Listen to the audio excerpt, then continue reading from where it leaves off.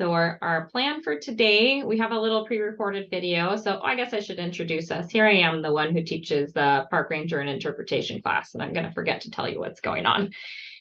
So my name's Christiana. I'm the education director here at Fort Missoula, and to my right is Ron Wakamoto, who you'll see in the video. Ron is one of our wonderful volunteers and also a board member and a retired professor of forestry from the University of Montana. And Emma, do you want to introduce yourself? Yeah, Emma Selfers, the curator here at HMFM, because it's too long to say the whole name every time. And so our plan for today is we're going to hopefully, if everything works out, we're going to show you about a half-hour video that kind of goes through, it's a little introduction to Fort Missoula, which may be familiar to some of you guys, but sort of puts it in context, connected to the rest of the incarceration or confinement sites. And then we're going to dive into some projects that we're working on right now. And the video says more of this, so I won't repeat myself too much. But if any point folks have questions, you can save it for saying it out loud later. You can put it in the chat. And I think without further ado, I'm going to attempt to share our video there. Hi everyone, thank you for joining us for our Tadaima presentation today. We are here from the Historical Museum at Fort Missoula. My name is Christiana and this is my friend Ron Wakamoto. Hi, I'm Ron Wakamoto. I'm on the board of the Friends of Fort Missoula Historical Museum, and I do a lot of the interpretation of the Alien Detention Center here.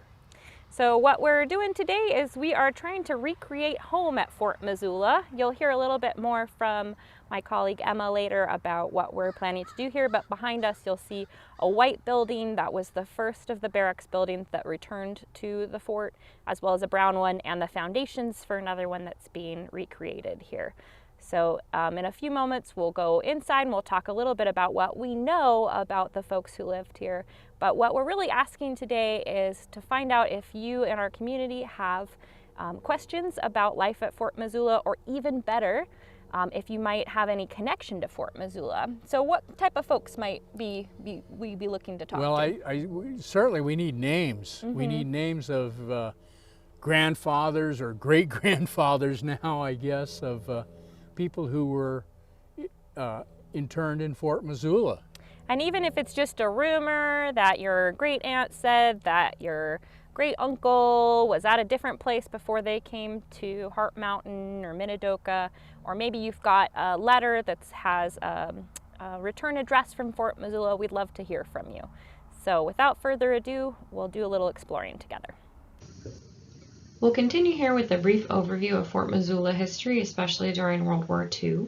If you'd like more information, we do have a brief 30-minute documentary that I'm happy to share with folks. We'll have our contact information at the end. Fort Missoula was originally established as an army base in 1877. This is the year after the Battle of the Little Bighorn, or Custer's Last Stand. So the fear of Native and Indigenous groups in the area was still pretty front in the mind of settlers. Fort Missoula has a complicated history involving the removal of Native tribes, Buffalo soldiers, the 1918 flu, the Civilian Conservation Corps, and then, of course, the Alien Detention Center. Just to make things a little more complicated, this photo is taken from sort of the opposite angle of the photo you just saw. The original fort structures that were pictured before are in the sort of upper left side of this image.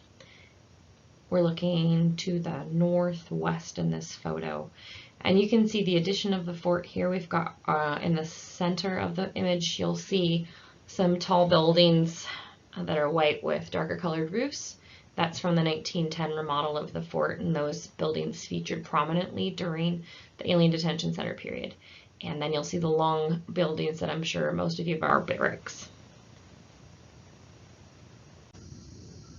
The reason that Fort Missoula was chosen as a site for an alien detention center or a camp run by the Department of Justice to process, quote unquote, potentially dangerous enemy aliens was because we already had the infrastructure here stemming from the first two iterations of the fort, as well as the structures that were built during the Civilian Conservation Corps.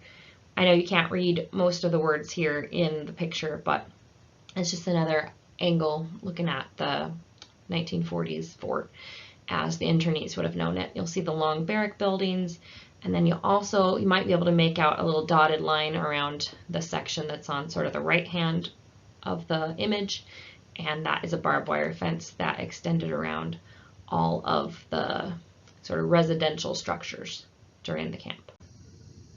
So now you've seen a few images of the World War II era fort, but why Fort Missoula and what was Fort Missoula in comparison to the rest of the sites on this map that were part of the broader Japanese-American internment or incarceration during World War II? So even though you can't see the key in this image, you'll probably already notice that there's some that are shaped like houses. So you might identify already Hart Mountain or Minidoka, Manzanar, Rower. Those are all examples of the War Relocation Authority camps. So those are those large camps that housed entire families after Executive Order 9066. Now, if you look up to the north of the map and you identify Fort Missoula, you'll see a little triangle there. That means that we were one of the Department of Justice camps. You'll also notice Kuski to our west and Fort Lincoln and Bismarck to our east. And then you'll see Santa Fe. Some folks might be familiar with Santa Fe or Crystal City as big Department of Justice camps. So what happened for Fort Missoula was we were not exactly anticipated to be an important strategic site during World War II, but we are away from the coasts and we already had the infrastructure that was needed to house many people. So before World War II began, or before our involvement in World War II, the government identified Fort Missoula as a good place to put people.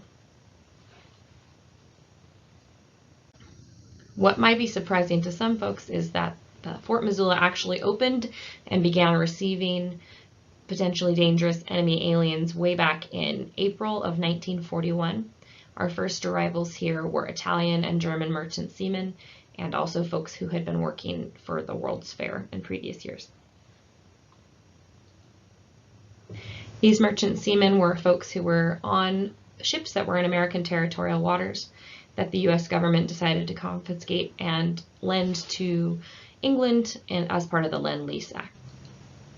This was an opportunity for America to help in the war without actually sending soldiers to Europe.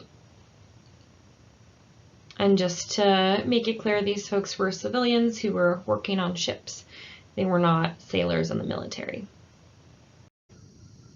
Although there were many structures at the fort, including some housing, a hospital, recreation facilities, one of the first orders of business was to build these large Army modular barracks and a barbed wire fence around the entire area. The Italians arriving first did have a role to play in that they were paid to build some of the structures. If you're familiar with the other camps like Hart Mountain or Minidoka or Manzanar and the tar paper shacks, these are a little bit different. These are actually solid structures made in 5-foot panels that were put together, and they were reasonably well insulated and heated. As I go on to describe life at Fort Missoula and maybe tell a couple of sort of lighthearted stories, it's just important to remember that although the general conditions at Fort Missoula were a lot better in many ways than the WRA camps or places like Crystal City, Santa Fe, or Lordsburg, they were still patrolled by Border Patrol agents and they were surrounded by barbed wire fence and a guard tower. So just want to make it clear that they were still imprisoned here at Fort Missoula. Ironically, the reason why the quality of life was better here at Fort Missoula was because Fort Missoula needed to abide by the Geneva Convention. Because most of the internees here were not American citizens, they were Japanese nationals, or they were sailors from German or Italian ships. The U.S. had to abide by the Geneva Convention, which created a certain level of care, quality of food, payment for work, and things that didn't necessarily apply to the camps that housed primarily American citizens. In the years leading up to the bombing of Pearl Harbor and the U.S. entering World War II, we know that the FBI was surveilling many nationals of Japan, Germany, and Italy, and they had compiled a list that was called the ABC list. Ron will talk about this in a little bit, but it was a list that ranked potentially dangerous enemy aliens. Immediately following the bombing of Pearl Harbor, the FBI, in conjunction with local authorities, began to go through Japanese communities and arrest men who were influential. That meant that by January of 1942, the population of Fort Missoula had increased drastically, and comparing it to what the Italians saw in the spring of 1941, Fort Missoula was a much less welcoming place. Fort Lincoln in Bismarck, North Dakota may have received the nickname the Snow Country Prison, while Fort Missoula was often nicknamed Bella Vista because of the beautiful view and the Italians that were here first. But as you can see in this photo, it would have been a pretty drastic change for internees, especially those men who were originally from places like Los Angeles, to then arrive here at Fort Missoula in this snowy landscape. We know that both the Italians and the Japanese were afforded some leisure time, and the human spirit is resilient. So in this photo you see a handful of the Japanese internees here with pastime creating these beautiful polished stone bases. So if anyone has seen one of these in their house that maybe got passed down during World War II, let us know. We're always curious where the Fort Missoula stone fever bases ended up. At Fort Missoula, the internees elected a mayor who dealt with sort of minor issues of discipline and connected with the fort staff to make sure that they had the right supplies and were able to have culturally appropriate food. They also had a chicken farm here and did some gardening as well. Both the Italians and the Japanese had leisure time for sports. The Italians often liked to play soccer, and we know that the Japanese men that were here played golf and created their own little golf course here, as well as played baseball once a little bit later when some of the Hawaiian and Japanese made it back to Fort Missoula. They also put on plays for each sort of between the two populations, the two main populations of internees here. And in the lower left-hand corner, you'll see, it looks kind of like a silly photo, but it's an image of 5 of the gentlemen that were here at Fort Missoula dressed up for a play.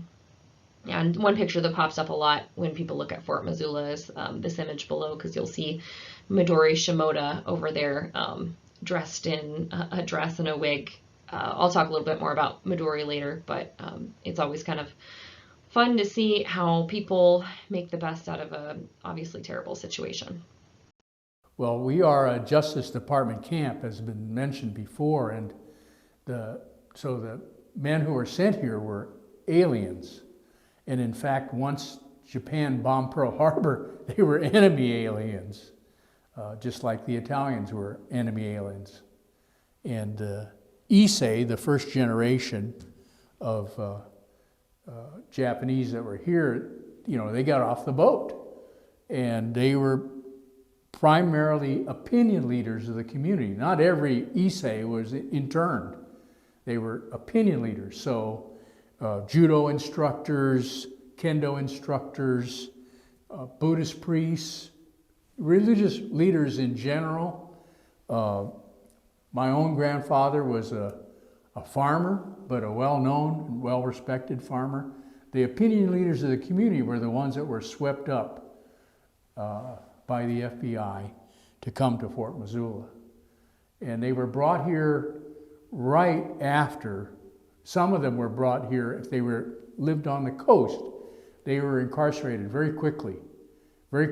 And my cousin's grandfather, Issei Sakamoto, was taken on December 7th, and he disappeared. We use that word disappeared nowadays, but they had no idea where they were taking him. They didn't know why they even took him. So it's really like they were disappeared. And luckily, many days later, 2 days after Christmas, on the 27th, they got a telegram, and it was Issei sending them a telegram from Missoula, Montana. And we were the only place they could take thousands of people or hundreds of people of Japanese descent, because the Italians had already built the fence during the May and June and July here in Missoula. My own family, you know, on the Ishimaru side, the whole idea of Issei and Nisei, of course, there were many Asian exclusion laws in the country, and particularly in California, and Issei were not allowed to own land. So when my grandfather, who immigrated in 1907, when he went back to get his wife in 1917, and his son and daughter that he'd left in Japan, the son came a little later, the daughter chose not to come at all, and his wife came, and they immediately began to have Nisei, second generation, because they were Americans. They would be born in the United States, and they could have property in their land, in their names. Following on from Ron's conversation about his family connections to Fort Missoula and to one of the other Department of Justice camps, Fort Lincoln, we wanted to highlight two internees who we know a little bit more about, just to give an example of the type of men who were sent to Fort Missoula. We're very lucky that the families of these individuals were so engaged in scholarship and documentation, and also generous enough to share their books and research and photographs with us. Midori Arthur Shimoda is a little bit of an unusual internee at Fort Missoula. The average age of the Japanese men here was about 60, but Midori was much younger. He actually immigrated to the United States in 1919 when he was 9 years old. His younger siblings were all American citizens, and he considered himself an American as well, but as an Issei, he was prohibited by law from becoming a citizen. By 1928, he'd become a very successful photographer in Pasadena, California, but eventually needed to move east at the onset of Executive Order 9066. He moved to Monticello, Utah in March of 1942, but the anti-Japanese sentiment of the local population was so severe that he was driven out. He then moved to Blanding, Utah, where he was eventually reported to the Department of Justice for possessing an extra camera, taking photos, and visiting Monument Valley without a travel permit, all prohibited activities for enemy aliens. In September 1942, the government issued a warrant for his arrest, and he was detained in Salt Lake City. At that time, he was determined not to be a threat, and he was paroled by October. The following year, in April, he declared that he was moving to New York City to continue his photography career with or without the Department of Justice's permission. He was detained once again and went before an enemy alien hearing board in Salt Lake City. At that point, he was ruled for internment. In May of 1943, he was sent to Fort Missoula, where he stayed until September. While he was at Fort Missoula, the Department of Justice determined he was not a threat, and he was paroled. And then in December of that year, he was transferred, his parole was transferred to New York City, where he lived for much of his life. He was finally released from parole in 1945, and he became an American citizen in 1955. There are a couple books written by family members that you may come across that are very interesting, and we're thankful to Risa Shimoda and Bob Fleschner for their book Photographic Memories, A Story of Shinjitsu. Masuo Yasui was 16 years old in 1903 when he immigrated to the United States. He eventually settled in Hood River, Oregon, where he became a part owner of a general store and multiple fruit farms. He and his wife had 5 sons and 2 daughters, all Nisei born in Hood River. Due to his prominent stature in the Japanese community, the U.S. government placed him on the FBI's ABC list. He was arrested on December 13, 1941. Mr. Yasui was sent to Fort Missoula and called before the Alien Enemy Hearing Board on February 3, 1942. His son, Min Yasui, was an attorney and attended the hearing as his advisor. Prior to the bombing of Pearl Harbor, Min had worked for the Japanese consulate in Chicago. Despite resigning his position on December 8, 1941, board members held this fact and their strong dislike for Min, who they described as, in quotes, intelligent, crafty, and arrogant, and considered, quote, dangerous to the public peace and safety. They held this status against his father. Information supplied by hostile Hood River residents bolstered the case for portraying Masuo as dangerous and pro-Japanese. The board recommended internment for him, and the DOJ concurred. March 28, 1942, Min, the son, was arrested for challenging the military curfew imposed on West Coast persons of Japanese descent. He eventually took his case to the Supreme Court as one of the test cases for challenging the constitutionality of Executive Order 9066, which the court upheld. On April 11, 1942, as Min's legal battles intensified, Masuo was transferred to the Army for internment at Fort Sill, Oklahoma. The Issei family situation really brings to light the cases of family separation that occurred during the war.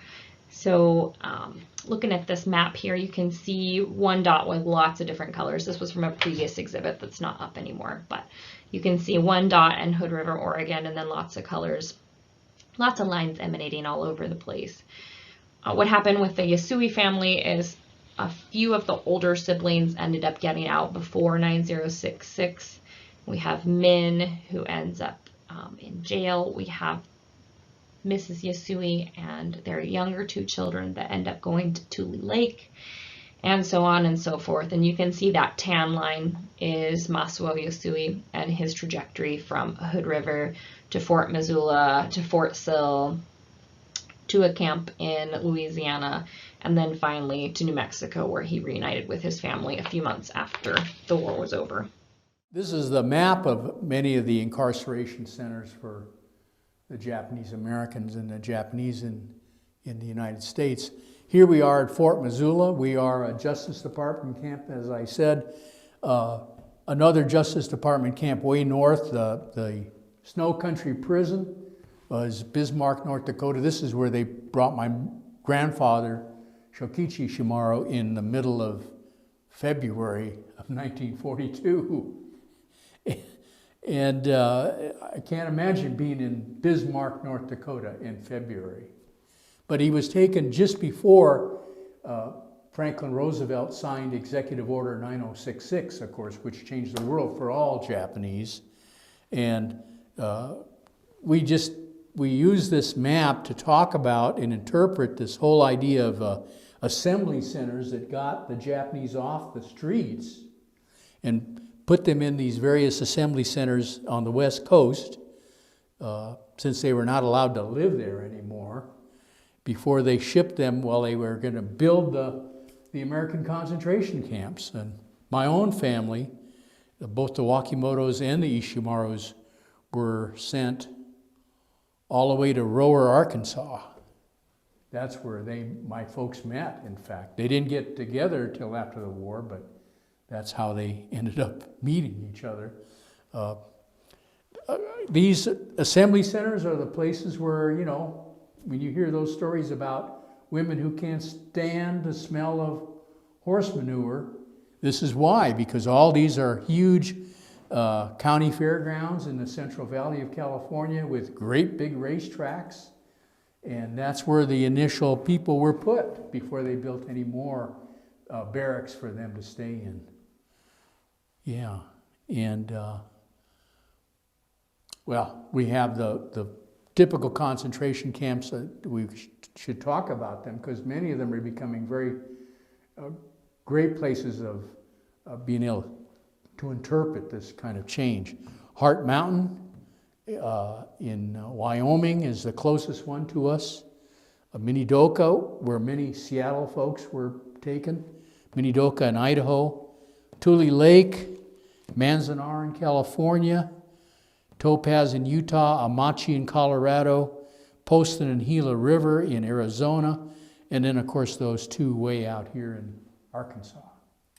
Ron, did your grandpa, after being at Fort Lincoln, did he reunite with your family in Outrower? Yeah, he was. You know, that's always the thing. You know, he was lucky enough after about 6 months to get out, but by then, of course, the family was already in Rower by September. And what people don't realize is that the Japanese community was grabbed up so quickly that in less than a year after Pearl Harbor, they were already out of sight, out of mind. They were in those camps. Shokichi left Fort Lincoln with a train ticket and a bus ticket and got to Rower, Arkansas. Hi there, my name is Emma Selfers. I'm the Curator of Collections here at the Historical Museum at Fort Missoula, and I'm the project manager for a very exciting project that we're going to share with you during this year's Tadaima presentation. So for those of you who may have heard but maybe didn't know, I'll give you the overview of this long barracks project that we've been having going on. So for multiple years we have been trying to find ways to build 2 new barracks buildings on our grounds, both of which were very nicely donated to the museum in 2016. And our plans for this was always to be able to create a new exhibit space as well as to increase kind of that sense of place that we have here at Fort Missoula. Because although these buildings are not exactly where the barracks would have been here at Fort Missoula, this is our 32 acres and we are trying our best to still share that part of Fort Missoula's history here for our museum visitors. So part of this process involved quite a few years of planning, fundraising, and all of that, and we are finally seeing a light at the end of the tunnel. And one of that big light there is the installation of an exhibit in this building, brown building behind me. So we are working to get construction bids to be able to fully rehab this building as well as build this other building behind me, in order to essentially have our row of 3 barracks buildings here. This idea that we want to create for our visitors is as they are walking across our grounds, they will come upon these barracks buildings with interpretive signs outside to explain why these buildings are here, how they were used, that kind of thing. But as you walk up to this brown building here, you'll be able to actually go inside. And our goal for this exhibit was always to create this immersive feeling. Almost as if the internees that were held here at Fort Missoula had just stepped out. We wanted to be able to recreate how they created home here at Fort Missoula, even during their trying times or their shorter periods of stay, depending on who we were talking about. So the goal for this building is to fully rehab the external parts as well as the internal parts to be as close to what we have seen in the primary source documents, so photographs and things like this, oral histories, for example, that can help us to recreate some of what we know was inside of these barracks buildings. That was more even from the Army fabricated bunks to the personal touches that they were able to add to each of their spaces. We are going to be telling both the stories of both of our internee populations here, including the Italians and the Japanese, but we are really trying to explain more or less what it would have been like this daily life at Fort Missoula. This space will then be open to our public during our general open hours and when our outbuildings are open during the season. As you know, we are based in Montana. Sometimes that's harder than others, but we also are planning to use it for other interpretive uses, for example, tours that Christiana and Ron actually helped to lead, as well as potentially use in our yearly interpretive event, Lantern Tours, so we can really help to provide visitors and Missoulians and tourists alike to interpret and understand this history of Fort Missoula. As Emma mentioned in her introduction, the barracks project has been a long process for us. In this image, you can see there's sort of a long green building. You can see the roof on the right-hand side of this image. That's the current exhibit where you've seen, it's more of a gallery style exhibit that Ron was standing in during his recorded sections. And then the 2 to the left are the ones that we've been talking about. The one in the center is that brown building that we'll be putting in our immersive exhibit. As Emma mentioned, the idea of this exhibit is that it'll be complementary to the gallery exhibit, but it'll provide a different experience. So when you enter this building, the idea is that you can walk in and sort of feel parts of the space like they may have been for the Italian and the Japanese internees who spent time here. The challenges we have is that we have 1 barrack available to interpret 2 big stories. We also have very few interior pictures of the barracks. In this image, you can see that we are considering dividing the room into half and having some interpretive signage on the outside that sort of explains that you're going to be entering a building that tells both stories, but that the Italians and the Japanese men did live in separate buildings. In this drawing, and I should mention that both of these drawings, all of our conceptual drawings, were created for us by Jason Poole. This drawing shows us the half of the building that interprets the Italian experience, and you can see some of the artifacts or replicas of artifacts that we have from the Italians, like model ships, and then clothing and shelves to kind of replicate what we've seen in pictures and read in descriptions. This drawing shows us what we're considering putting into the Japanese side of the barracks. We see a little shrine and suitcases, and then equipment for the kinds of leisure activities that we know from books and from photographs that our Issei participated in here at Fort Missoula. Thank you for joining us for our Tadaima presentation. We'll be sticking around to answer some more questions. And they can be questions like what Fort Missoula's history, anything expanded upon what Christiana and Ron shared with you in the presentation. But one of the things that we also wanted to use this presentation for is an opportunity for you to share with us. We would love to know, as Ron already said, names, experiences. Oh gosh, if there were physical artifacts, I would be absolutely thrilled. But as we are still in the development phases of this exhibit project, we know that there is a lot of opportunity for you all to share your thoughts with us so we can continue to better improve our interpretation of this period of America's history. And if you're watching this later, stick around because we'll have our contact information and we're happy to hear stories from folks that might catch this at another date. Yeah, don't worry. We'll always want to hear from you.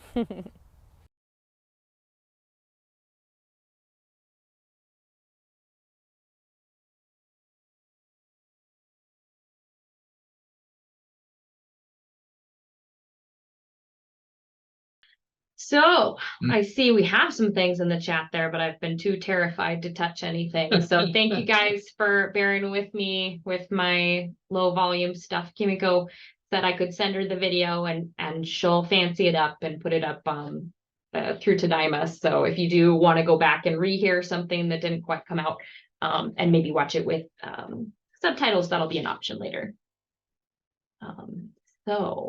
Okay, I'm just looking at our chat here.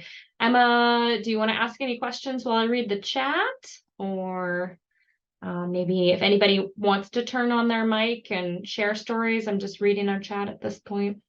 I honestly don't have anything. My apologies, everyone. It's 5 p.m. and my brain isn't super functional. So I'm just happy to be here and hear from y'all. So. Yeah, that's okay. I'll read some of them. Yeah, I'm going to keep this too. So one question was, when did, I don't know if I can say it right, Honolulu in Hawaii take over the function of Fort Missoula as a Department of Justice facility?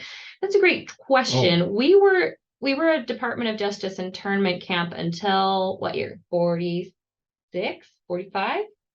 And then we 44. 44. You see, I'm good at stories, not numbers. That's why I take notes. But wait a minute, Honolulu is in Hawaii. Yes. So yeah. So they were similar to us, right? Well, in that they were a Department of Justice. Originally, they were Justice Department camps. Okay. Originally, I think Sand Island was where most of the men were imprisoned. The Issei were imprisoned, and then they realized that was violating the Geneva Convention because it was right on the approach with airplanes. If airplanes came to attack them, couldn't guarantee safety. Yeah, and then so then they built Honolulu. Yeah. Okay. So it sounds like that camp was more connected to the Sand Island camp. We did have Hawaiians that came here as well, and Ron's done some research on that as well. So I'll keep in mind Gerald's question and see if we can find out more about the connection between the two sides. But they are part of that Department of Justice structure. Yeah, there were close to 200 that were sent, to the mainland from Hawaii. And I came back from the Japanese consulate with a whole list of all the people who had been interned in the mainland in Missoula. And Julie asked, what has the community response been to the development of your exhibits? Did we face any exhibit, support, curiosity? And then a follow-up question about if we've heard from Italian descendants. So I can speak a little bit to that. I've been here for 10 years, and shortly after I got here, we revamped the exhibit in that gallery style one that we recorded Ron in. And I would say that in general, there's a lot of support for telling the story whenever we do film showings. We've had, let's see, we had Holly Issei before she passed. She came and presented, and Marlene Shigakawa, like other folks have come in, and we always have a great turnout for everything.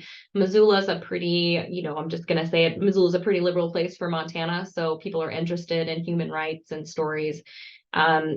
The Italians have a totally different story here in that they were here for the duration. A lot of the Japanese men processed out of here, went through a loyalty hearing, and then ended up at a different camp and hopefully reunited with their families at a WRA camp. But the Italians were here for the duration. And we had a handful, maybe a half dozen that stayed in Montana and 2 that stayed in Missoula. So it's within people's memory that these Italians were here and they came during the war. So people have been super curious about how their friends ended up here, and also surprised to learn more about this part of the history. What else? Do you have anything to add to that, Emma? Yeah, in terms of hearing from Italian descendants, honestly, so I have only been here for 2 years now, and even in that amount of time, I think Christiana and I have met with about half a dozen Italian internee descendants who wanted to come here, learn more about the history, wanted to share things with us, for example. So usually they come with their own photos, and we even had someone who gave us a bunch of like scrapbook materials or things that were in Italian that had some even more interior shots, for example, that we hadn't been able to see. So they have been very interested in learning more about the history, and we end up learning a lot more from them as well, even though I assume they don't think that's their intention, which is always funny. But yeah, so that we have definitely heard quite a bit from them, and I honestly can imagine we still will for time immemorium. Yeah, we have had a couple occasions where folks had a certain idea about what happened here during World War II. Maybe they were connected to some of the Border Patrol agents that worked here. And so they take a little bit of offense when we do talk about the reality of removing people from their homes. And so it gets a little bit touchy because we have some like good friends that we also have to remind sometimes that, like, yes, the guards had a good relationship with the Italians and even some of the Japanese, but it was an internment camp, and it was people who were taken from their homes because of basically doing good things in their community, being influential. And so it's a little, it's a little bit of a battle sometimes, but I'd say on the whole, people are positive and interested.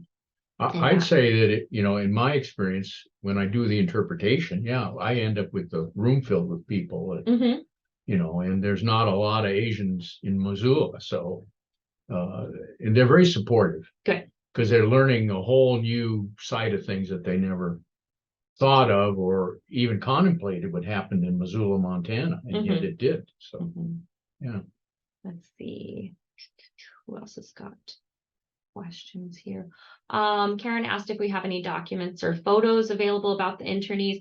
We have some, and some of them have been uploaded to the Montana Memory Project, so I can share that in the information that Kimiko is going to send out. Unfortunately, most of those were taken by either Border Patrol agents or other folks that were visitors, and so they don't often come with the names. And so sometimes we'll get descendants who I'm taking it on a tour, and they're like, "Oh, that's my great grandpa."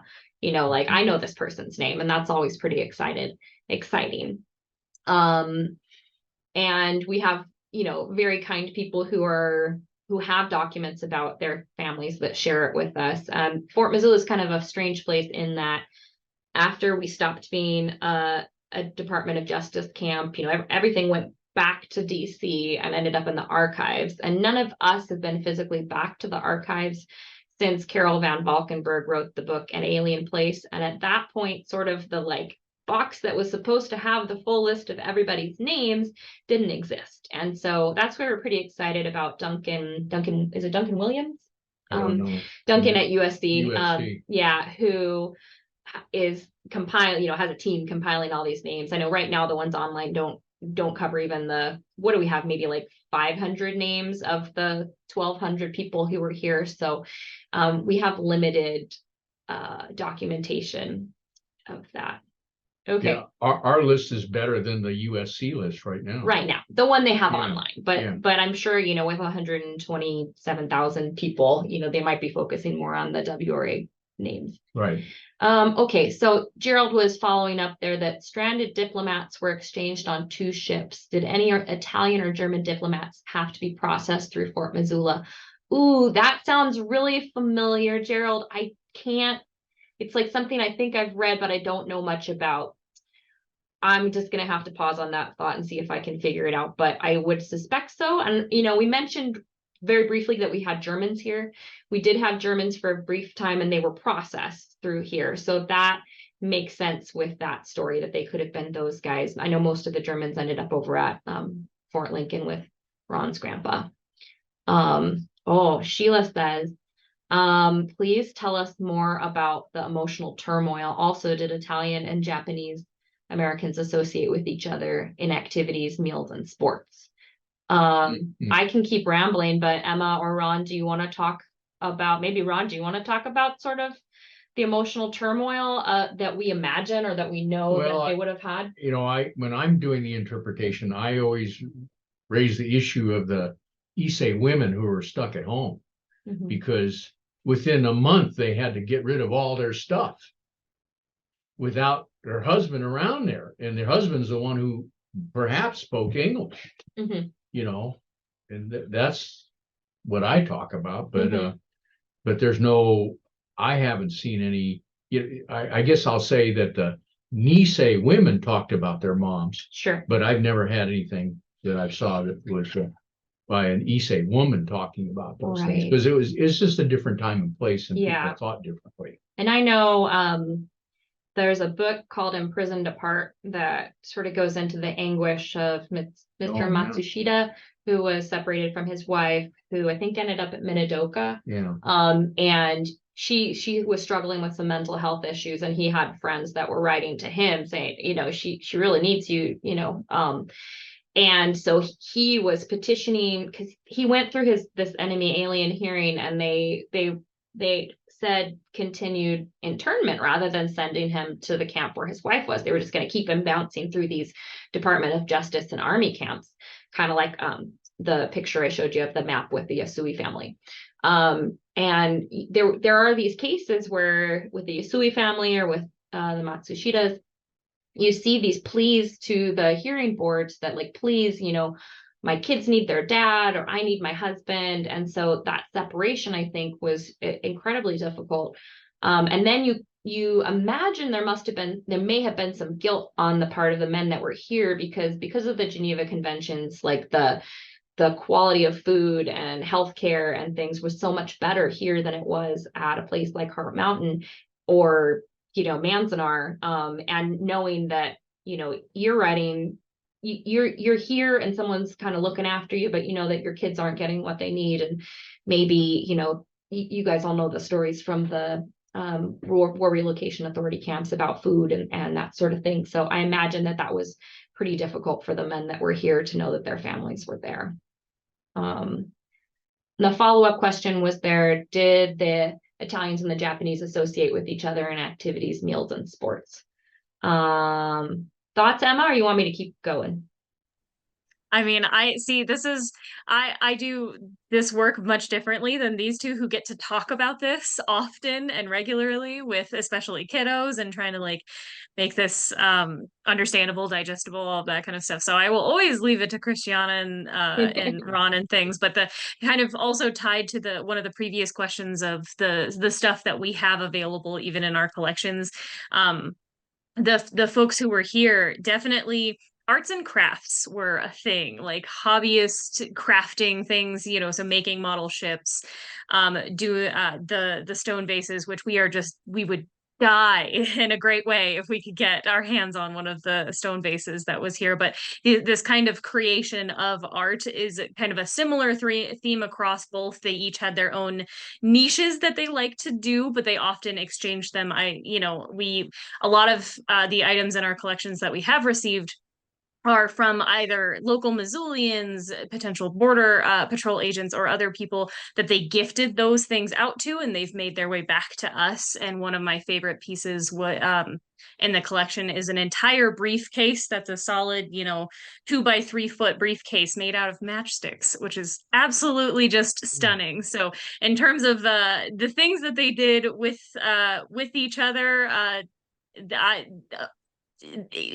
I'll let the other two just explain. And there's a lot we have to that photos story. of judo demonstrations for the Italians that were going on, but they ate separately in a separate mess because the Japanese wanted the rice and vegetables, and the Italians had their pasta in their olive oil because that's what they were accustomed to, and that's what the Geneva Convention says you get. So a couple of things, if you read sort of newspapers from that time period in Missoula, they talk about how they don't, the Japanese and the Italians don't seem to know that they are allies because they stay separate. And part of it is that the average age of the Italians were in their 20s and the Japanese men were in their 60s. But at the same time, the way that the camp was run, they did have these opportunities. They kind of fostered this sort of opportunity to have judo demonstrations and fencing demonstrations. So then the Italians would do the fencing. Yeah, they're not going to run around and play soccer with those guys. Although I had a great story from an internee or from a descendant a few years ago who said, "Oh, my grandpa told me stories about teaching the Italians to play baseball." Yeah. And I think he must have been one of the Italians, one of the Hawaiians, one of the younger guys that was here. So we had a lot of baseball here, and they had enough to field, 4 teams or something like that.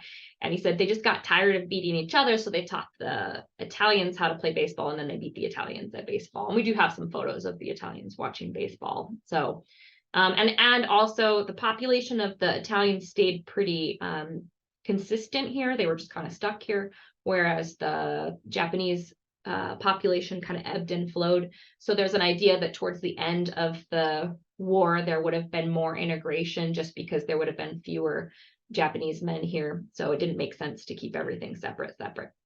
Yeah, the Issei that were here, they had already lived in the United States for 20, 30, 40 years. So it was really a different thing.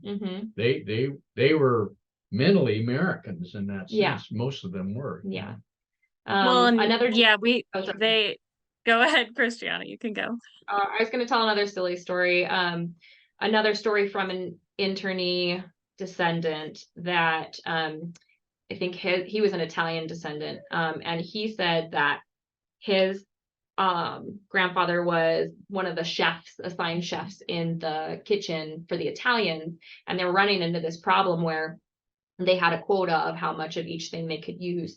And so the Italians kept running out of olive oil. So the chef from the Italian side and the chef from the Japanese side got together, and the Italian would give him the quota of rice, and they would switch for the quota of olive oil. And then both mess halls were happy there.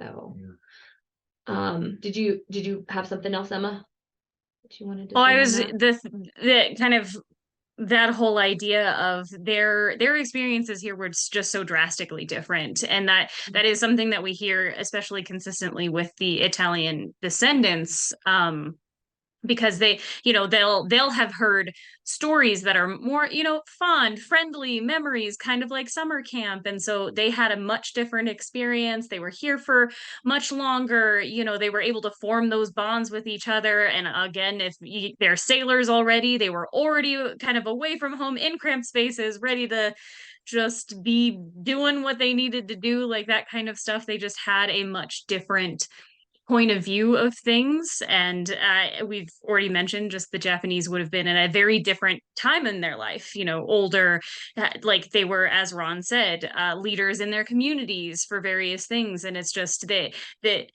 there was a bit of a disconnect, and that is always one of the hardest things for us to try and explain. And kind of teach especially kids to get that wrapped around their head, because even if we have these stories or photos or something, like that, it's all face value from what we've heard. Mm-hmm. The Hawaiians were, well, they were kept together, and they kept moving them every 4 or 5 months to different prisons. Mm-hmm. You know, so it was for them, it was a very different thing. Mm-hmm. They did the same thing with the Peruvians. We had almost 200 Peruvians here, Peruvian Japanese descent. And I enjoyed seeing where there's we had proof that they were well integrated in each side had their own mayor, Mm-hmm. and they had their own administration, and they voted on that. And so when the Peruvians got here and the Hawaiians were here, they incorporated them, at least a leader, someone who understood the social context at which they were there, Mm-hmm. and spoke the language and knew that had understanding of them, incorporated them into their government. Mm-hmm. And so it all worked very well. That's why Missoula never had real issues. Mm-hmm. The only issue was olive oil. Yeah, there's a funny story about the olive oil riot. That is evidently the only time that the guards shot their guns, and it was a guard. So I'll try and tell this briefly because you guys have great comments over there. But at one point there was a rumor that the Italians weren't going to be issued olive oil anymore, that they were going to have to cook with beef suet. So you can imagine sort of a bunch of Italian men standing at the base of the guard tower, talking with their hands and obviously upset. So the border patrol agent comes climbing down the big tower to see what's going on, and he accidentally shot himself in the foot. That's the story. So we have some fun stories like that. Just want to follow up there. Ken asked, how hot did it get in the summer and how cold in the winter? So I imagine it's pretty similar to what it is now, although it gets a little hotter now, I think, but probably about 100 At the most. At the most, but we have pretty nice summers here as long as there aren't fires. It gets pretty cool in the evening, so that wouldn't have been too bad. We have really nice springs and falls here. And then the winter, we can have some nasty winters. And looking at the pictures of the camp during the winter here, they definitely got some snow. We can get down to -20 Fahrenheit, but we spend a lot of the winter kind of around 30 or 20 to 30. So they definitely were experiencing cold. And, when those men were taken just after December 7th, they didn't know where they were going. They were first taken.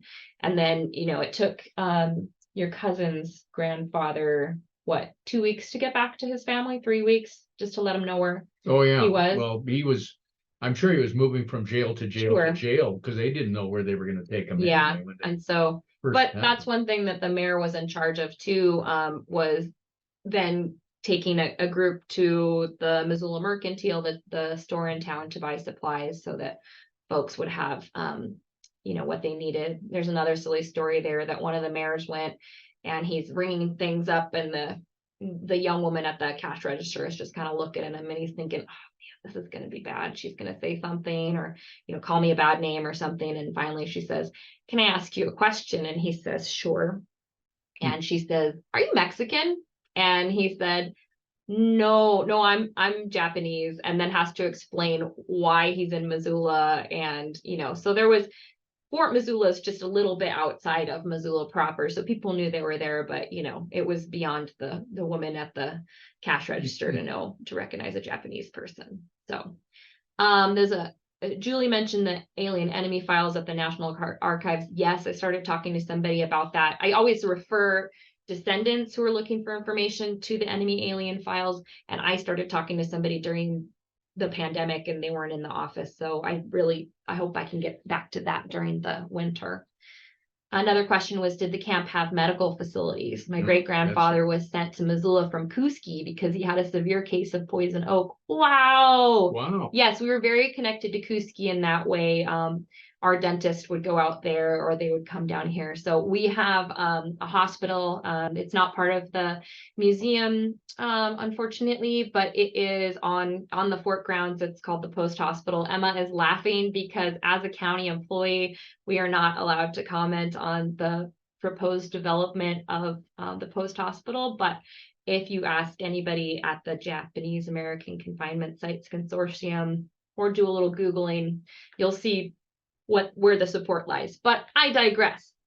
So yes, we had a hospital. That was actually one of the reasons why Fort Missoula was chosen, is because we had a hospital. It had had a fire shortly before World War II, or before the camp was opened, but they made improvements, and so we did have a hospital here. And they ringed it with a specific fence. That's right. Yeah. So if you could get on the property now, you'd be able to see the foundations from the barbed wire fence. Right. But I'm not bitter. Another question, where did the Italians come from? Yes, so the Italians were basically in the wrong place at the wrong time. They were mostly merchant seamen who were stuck in American territorial waters when the U.S. started confiscating resources for the Lend-Lease Act. Well, they were stuck there in those ports since '39. Oh, really? That long? Yeah, some of them were there that long. Wow. So their visas had long since it's expired. Yep. That's why we could arrest them and take them to Ellis Island and bring them to Missoula. Exactly. And they built the fence. So So that's a whole another wild story there. Huh. Yeah. Are any of these DOJ or FBI records still classified? And do you have any security clearance for classified information? I am not 100% sure, and I will just have to take a step back. And we have 6 full-time staff at the museum, and we interpret all of Missoula County's history. So although this is definitely my passion, and we had 25th Infantry Buffalo Soldiers here too, which also is very fascinating. I run all the education programs. I know there are ways to find some of this information, but at this point we rely on descendants who are just kind enough to share documents with us. So hopefully the next time one of us gets back to DC, we can go talk to somebody. But as I mentioned, in 2020, I was able to start to learn how the National Archives work. And so I'm hopeful that we'll be able to get more of that. We just have bits and pieces at this point. yeah, the Smith Act of 1940 required all aliens to register. So if you have that alien registration number, you're golden, because then you can find it. And Julie did mention that the enemy alien cards are declassified and you can scan them, and there's some restrictions, and that Russell Endo knows more about that. So we should follow up with Russell Endo. Okay, good deal. That's great. Let's see. Lots of thank you. And about the names project. Yep. Okay, does anybody have questions that we didn't get to, or have any more stories about family members going to Fort Missoula at any point? Anybody have any little stone bases, that they want to send us pictures of? We'd love to see them. Postcards, anything, but really we just appreciate you guys spending this time with us. I know it's a little after 6 now, our time, 5 your time. Or I don't know where you guys are. You could be, some of you guys might be on the East Coast. So if you have those stone bases, that the Issei polished those on concrete and then rubbed them up with a cloth to make those shiny rocks. Blanket. Yeah, to make each of those rocks to put in there. And we call it stone fever here, but we don't own one. We don't have one in the collection, right? So it's a pretty important thing for us. Yeah. Ironically, our neighbor museum does, so I go visit it sometimes. All right, well, if there aren't any other questions, we'll let you guys enjoy the rest of your day, your evening. I hope to see you all at Fort Missoula. We would absolutely love to give you guys tours and tell you more stories and walk on the grounds and be in the place where all these men were sent. And if that's it, then I'll just let you guys go. Thank you so much for spending time with us today. And then keep an eye out for that email that'll have some links to some more resources and a video with better volume. So